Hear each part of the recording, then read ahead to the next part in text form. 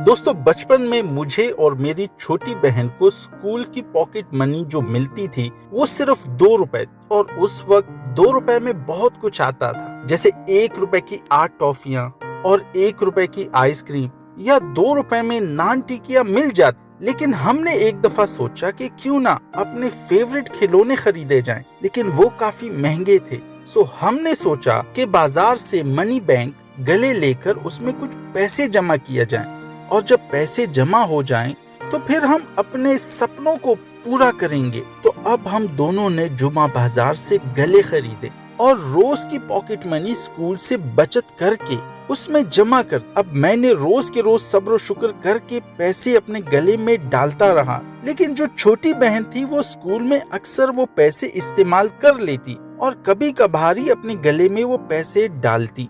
फिर कुछ हफ्तों महीनों के बाद नानी अम्मा बोली कि अब अपने गले तोड़कर पैसे निकाल लो और अपने सपने पूरे कर लो। फिर हमने घर वालों की मौजूदगी में अपने गले तोड़े, तो यूं हुआ कि मेरे गले से तकरीबन 140 या 150 रुपए निकले, और सबने काफी तारीफ कि वाह बहुत अच्छी बचत की है, और मैं भी बहुत खुश था। लेकिन जब छोटी बहन के गले को तोड़ा तो देखा उसमें सिर्फ 20 या 30 रुपए ही निकले, तो वो रोना शुरू हो गई। हम सब उसकी मासूमियत पर हंस रहे थे, और नानी अम्मा ने उसको प्यार से गोद में लेते हुए पूछा, गुड़िया क्या हुआ? तो बोली कि भैया के गले से इतने सारे रुपए निकले और मेरे गले से इतने कम। नानी अम्मा ने मुस्कुरा के जवाब दिया कि गुड़िया, गले से वही निकलेगा जो आपने रखा होगा, जो जमा किया होगा। आपके भैया ने तो रोज सब्र शुक्र करके उसमें कुछ न कुछ ऐड करते रहे, लेकिन आपके पास भी वही 2 रुपए आते, लेकिन आप तो खर्च कर देती। आज भी हम गुड़िया की मासूमियत को याद करके उन हसीन यादों को ताज़ा करते रहते हैं। लेकिन दोस्तों, अगर आज हम सोचें तो हमारी जिंदगी भी ऐसी ही है कि कुछ लोग कामयाब और कुछ नाकाम।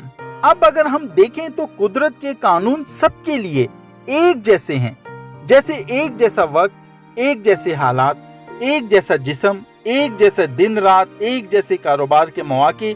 लेकिन फिर भी कुछ लोग क्यों आगे निकल जाते हैं और कुछ लोग पीछे रहकर हालातों, वाकयात और किस्मत और मुल्क कौम का रोना रोते हैं। दोस्तों, कामयाब लोग हमेशा अपने सपनों को सामने रखकर सब्र शुक्र के साथ काम करते रहते हैं, और जिंदगी के दौड़ धूप, मुश्किलात और अच्छा बुरा झेल कर आगे ही आगे बढ़ते रहते हैं। हर रोज उनकी जिंदगी की प्रैक्टिस उनको कुछ नई सोच, नया सीखना और नया जज्बा देती है, और वो जुनून के साथ आगे बढ़ना ही उनके गले में बहुत कुछ जमा होता रहता है।